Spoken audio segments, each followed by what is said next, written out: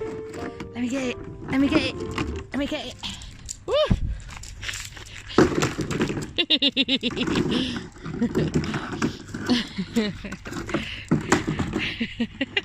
I love the way she picks it up and runs off with it. Oh my god, that's so funny. Here we are moored up at Stanley Line Marina, ready for Escape to go into dry dock tomorrow for the week to have our hull shot blasted, and then we're going to do some paint work. Look at that flipping drop though, crikey. Candy's going to have a laugh getting on and off there.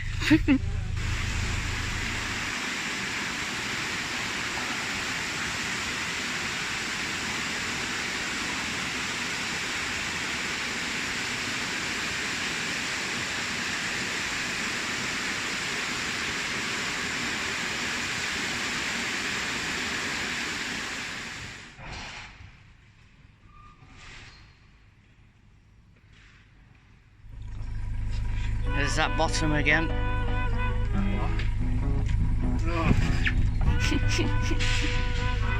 You're gonna have to hop on at the back end, I think.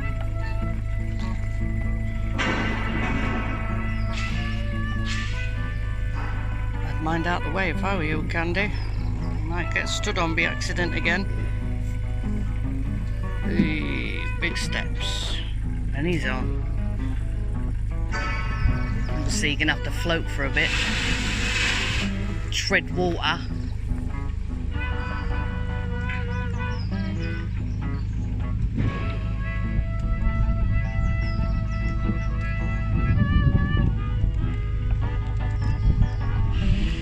Don't leave me.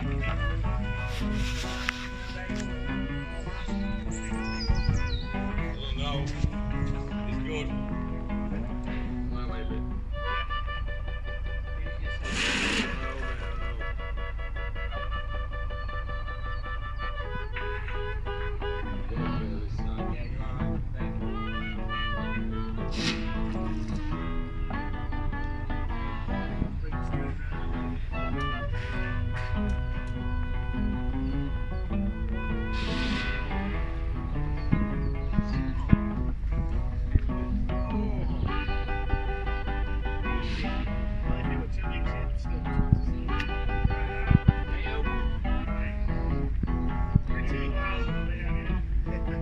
That's pretty.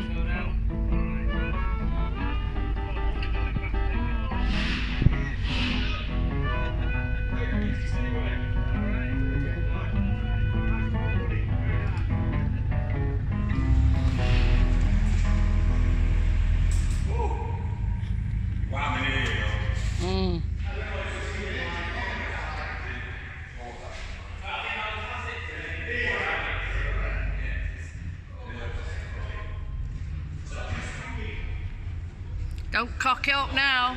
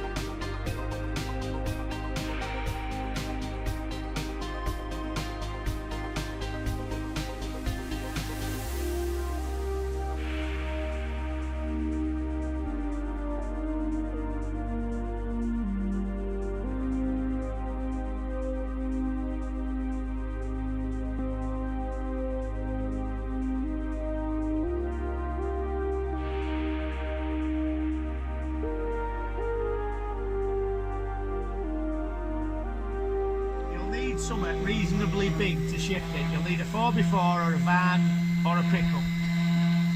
So he's like, yeah, no worries, spot on mate, not a problem, I'll sort that out. So I go down there, I give him keys, sort everything out, take the money, bugger off. Then I get a phone call a bit later on, can you tell me if there's something special we need to do to start the engine? And I'm like, no, just pull the choke out, turn her over, she should go maybe second, third turn at key. Well, it's petrol engine, so you turn her over to prime her up a bit, but be careful you don't give it too much up, thanks. So then he contacts me again later, he said, I'm not really sure. So I walked down and said, why are you starting engine? I thought you were taking it on trailer. His buddy who'd come down with him took one look at the boat on the trailer and went, fuck that, I'm not doing that, that's too big. I've never shifted anything that size before. And I told him the boat's 2.5 ton, trailer's nearly a ton, you need something that'll pull 3.5. His buddy had brought down an ordinary car, something like a fucking Mondeo, you know. So anyway, he gets it in the water, and I said, well, give me a shout if you've not got it worked out in a bit. So he messages me, that broke. He messages me saying I've got it started, thanks, and I'm setting off. So I'm like, oh, fine, not a problem. But I said to him, you've got a windlass and a CRT key, haven't you? He said, what are they? I said, well, you need a CRT key for the bridges in the main and the locks. Well, you'll need a windlass for Bramouth Lock.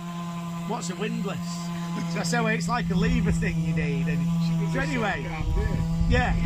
So he messages me a bit later on saying, oh, I've got a key and a windlass, because I'd said, if you don't get any, I'll drive through and lend you one. No, I've got one, I've managed to get one. So now we're about 3 hours into the day and he's wanting to get to Goole on this boat, right? So then we get a message a bit later on saying, is there any way I can get a rope from around the prop? Can I lift this leg out the water to get this rope from around the prop? I said, where are you? He says, I'm just down of Bramouth Lock. I said, towards Stainford or towards New Junction? He said, what's that? So I'm like, all right. So we figure out where he is. So we drive down in car, and I've got a load of stuff with me, a couple of boat hooks, and I've got a cleft blade hook as well. And as I say, what's happening? So we look at it, and I said, so how the fucking hell did you do that? He's got the mooring rope off the boat round the prop on the leg.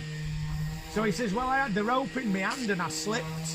And I said, and were you motoring at the time? He said, yeah. And I'm like, so why were you fucking about with the rope while you were motoring? He said, oh, I was putting it away. So I said, you didn't unmoor it and then wrap the boat up, put it out the way, then go, did you? No, I just set off and I'm like, oh, okay. So eventually we loosened the rope off a bit and it won't go in anywhere. So I push it up the cut, bang it into reverse, and it spins some of the rope off. We moor up at Bramouth moorings. I pull most of it off by spinning her around, and then we get it cut. So he says, oh, all right, thanks, and he sets off, he gets through the lock. In the meantime, his son's turned up with a couple of sleeping bags for him. Now, this guy's a lovely fella, proper lovely guy, but I tried to help him every step of the way, and he hadn't got anything. Nothing to cook with, nothing to have a cup of coffee, nothing, absolutely nothing. So anyway, later on I say, how are you doing? Are you all right? And he, oh yeah, I'm rolling along, you know, I'm just going to moor up. I ain't quite got where I wanted to, but it's getting dark, so I'm going to moor up and have a kip. And I'm like, all right, message me tomorrow, let me know what's gone on. So he ran out of fuel next day, within about 2 miles of Goole. He got more fuel brought to him, put it in, and then of course it won't start. And because the tank's empty, well, you don't realise it's not quite like emptying your tank on your car. There's so much shit in a fuel tank on a boat, it's unbelievable. So of course engine won't start at all. And he said, oh, I'll be all right, I'll just get it pulled up to the boathouse. So I messaged him a few days later and he said, oh yeah, I got it sorted out, thanks a lot. And it's like one of them stories about everything you could possibly do wrong on an inland waterway. Had he ever had a boat before? He'd never had a boat before, he had caravans. He was like Keystone Cops then. Yeah, and he'd done the thing of, it's a caravan that floats. Yeah. But what he didn't get was, there's additional problems, you know.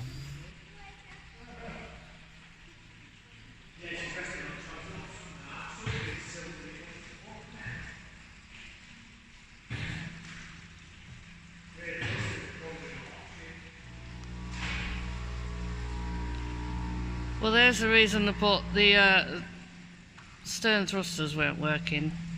You might be able to just about see some of the actual blades sticking out of the clusters and crud of slime and mud. The muddy custard.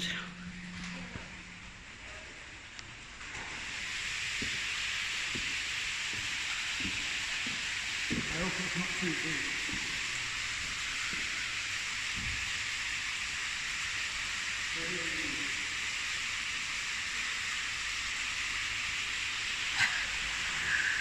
Fucking hell. You there?